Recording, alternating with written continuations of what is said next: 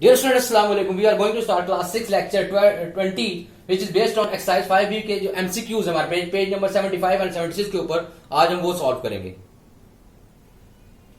जी तो स्टूडेंट पहला MCQs है एक्सरसाइज 5b का जो पेज नंबर 75 76 के ऊपर है। First MCQ on the number line which is the greater -15 और -3। अब हम इन दोनों में से बड़ी वैल्यू बतानी है तो ऑब्वियसली नंबर लाइन के ऊपर जो बड़ी माइनस के साथ वैल्यू होती है वो छोटी वैल्यू होती है और जो छोटी वैल्यू होती है वो हमेशा बड़ी वैल्यू होती है। मैंने आपको बताया है कि बिगर वैल्यू जो जितनी माइनस में छोटी वैल्यू होगी वो बिगर वैल्यू होगी। तो -3 इज द बिगर वैल्यू, तो इसका जो ऑप्शन हमारे पास आएगा option C is the right answer. -3 is the bigger value. अब दूसरा जो इसका MCQ है वो क्या है, अरेंज इन डिक्रीजिंग ऑर्डर -25 +23 +3 -12 0। इसमें से ए ऑप्शन तो गलत है, बी और सी और डी तीन ऑप्शन मैंने दिखे हैं। इसमें से सी ऑप्शन देखिए +23 डिक्रीजिंग ऑर्डर +23 +3 0 -12 -25 ये भी सही है। -25 ग्रेटर है जो -12 है उससे ग्रेटर 0 है उससे 3 और +23 और ये देखें हमारे पास ये भी है, इसका आंसर राइट आंसर है। और डी ऑप्शन से दिए हुए 2 ऑफ द अबव, तो दोनों जो बी और सी जो है वो दोनों ठीक है, इसलिए जो इसका आंसर जो ठीक है वो डी। इसका ऑप्शन कौन सा है, ये वाला आंसर जो है 2 ऑफ द अबव, ये वाला ऑप्शन बिल्कुल इसका राइट आंसर है। ये दोनों जो है आंसर बी और सी और बी दोनों आंसर जो है वो बिल्कुल ठीक है, इसलिए डी जो ऑप्शन उसने दिया 2 ऑफ द अबव इसको हमने टिक कर देना है कि जी ये दोनों ठीक है answer.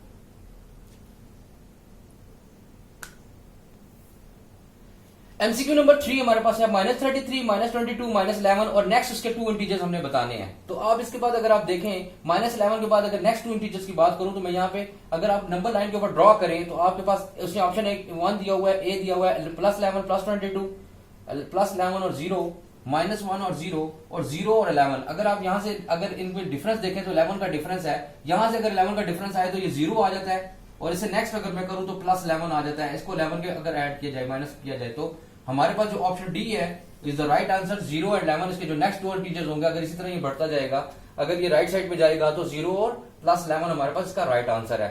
The number 0 lies to right to -25। अब पूछ रहा है कि जी अगर 0 और -25 के दरमियान अगर यहाँ पे ऑप्शन दिए में 4, क्या a is equal to 25 greater than 0, 0 is greater than 25 और -25 ग्रेटर देन 0 और d is equal to none. अगर राइट साइड पे लाई कर रहा है हमारे पास -25 और 0 के लाई कर रहा है तो हमारे पास देखें अगर ये 0 जो है -0 जो है वो ग्रेटर है, ये बी ऑप्शन ये हमारे पास आ जाएगा कि जी ये हमारे पास क्या है 0 इज ग्रेटर देन -25, क्योंकि -25 हमारे पास माइनस में जितनी वैल्यू होती है बड़ी होती जाए वो छोटी होती चली जाती है, इसलिए ये वाला जो ये ऑप्शन जो है ये रॉन्ग ऑप्शन है, ये भी रॉन्ग ऑप्शन है और ये नन तो ऑप्शन बनता ही नहीं है। 0 is greater than -25 right side पे है तो इसलिए 0 इज ग्रेटर देन -25। जी तो स्टूडेंट नेक्स्ट नंबर 5 पे the value of 5 into -3 is. अब मैंने इसको सॉल्व करना है। अब आपके पास ये रूल्स के मुताबिक सॉल्व होगा तो मैं इसको सॉल्व करके इसका ऑप्शन निकालता हूं। जरा देखें 5 को 3 से मल्टीप्लाई किया -15 आ जाएगा, +3 आ जाएगा, -15 +3 हमारे पास आ जाता है कितना -12। और अगर आपने बुक के ऊपर देखें ए ऑप्शन दिया हुआ है वो -12 है, इज द राइट आंसर आपके पास ये होगा वो। अब इसके बाद जो नंबर 6 हमारे पास है, हमारे पास एक टेबल दिया हुआ है इंटीजर्स का। इंटीजर इज -4 -3 -2 और उसके बाद नेगेटिव इंटीजर दिए -4 -1, पॉजिटिव इंटीजर दिए 1 2 3 4 5, नॉन नेगेटिव इंटीजर 0 1 2 3 4। उसमें कहा जी which of the given statements is false. Number 6 पे देखें तो उसने जो आखिरी ऑप्शन दिया हुआ D is equal 0 is a positive integer, 0 is a positive integer नहीं होता, ये फॉल्स स्टेटमेंट उसने एक दी हुई है इसके अंदर पूरे उसके अंदर कि जी स्टेटमेंट क्या है हमारे पास ये फॉल्स है, ये फॉल्स स्टेटमेंट है और इसका ऑप्शन जो है डी का वो 6 का MCQ का जो स्टेटमेंट हमारे पास आ रही है 0 इज अ पॉजिटिव इंटीजर, ये हमारे पास ये इसकी फॉल्स स्टेटमेंट है। MCQ नंबर 7 है the product of more than 2 integers of unlike sign. हमारे पास ऑड नंबर पे जब भी हमारे पास साइन आएंगे तो वो हमारे पास अगर नेगेटिव साइन आते हैं, अगर अनलाइक साइन आते हैं, मतलब अगर नेगेटिव साइन आएंगे तो हमारे पास हमेशा ऑड नंबर में जब भी हम मल्टीप्लाई करेंगे, मतलब 3 अगर वैल्यूज हो माइनस माइनस और माइनस, तो माइनस माइनस प्लस और प्लस माइनस माइनस हमेशा नेगेटिव इंटीजर आएगा। जो सी ऑप्शन है वो हमारे पास राइट आंसर है, ऑलवेज नेगेटिव इंटीजर हमारे पास आएंगे। उसके बाद 8 MCQs में क्या है 5 into 3 plus 2, 5 into 3 plus 5 into 2, ये हमारे पास मल्टीप्लिकेशन का लॉ है। हमारे पास क्या जी मल्टीप्लिकेशन का लॉ है हमारे पास distributive law of multiplication. Distributive law of multiplication क्या है? 5 इंटू 3 इंटू प्लस 5 इंटू 2। अब हमारे पास इसका आंसर जो है वो सेम आना चाहिए। देखिए अगर मैं इसको मल्टीप्लाई करता हूं, 5 3 15 प्लस 5 2 10 25, अगर उनको मल्टीप्लाई करता हूं तो क्या आ जाएगा? 3 और 2 5 आ जाएगा, 5 5 25। तो ये हमारे पास मल्टीप्लिकेटिव डिस्ट्रीब्यूटिव लॉ जो है वो ट्रू होगा। सी ऑप्शन जो हमारे पास गिवन है वो बिल्कुल सही है।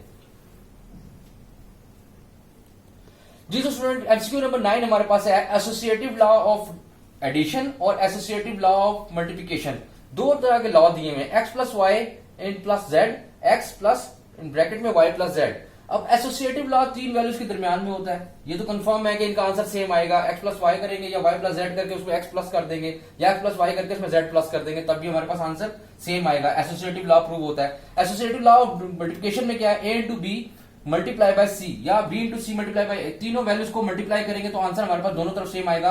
एसोसिएटिव लॉ हमारे पास बिल्कुल प्रूफ होता है। तो हमें क्या है, इसका ऑप्शन नंबर ए जो हमारे पास गिवन है, true for addition and multiplication, true for associative law of addition और मल्टीप्लिकेशन में ये दोनों वैल्यूज में ये ट्रू साबित होता है कि दोनों साइड, लेफ्ट हैंड साइड और राइट हैंड साइड इक्वल होती है।